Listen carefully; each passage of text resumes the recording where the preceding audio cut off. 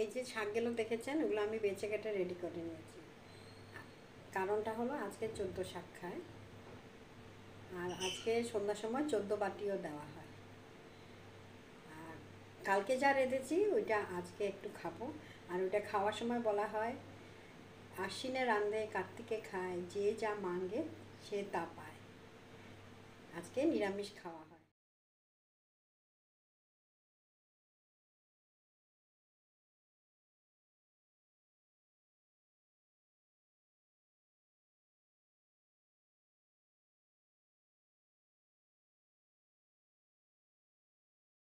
দেখলেন কত শাক দিয়েছিলাম আর এতটুকু হয়ে গেছে।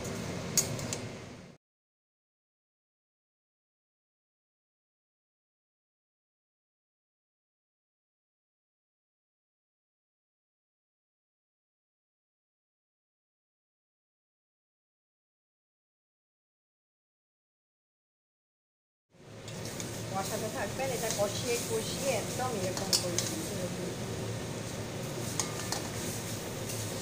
একদম শুকনো শুকনো এরকম।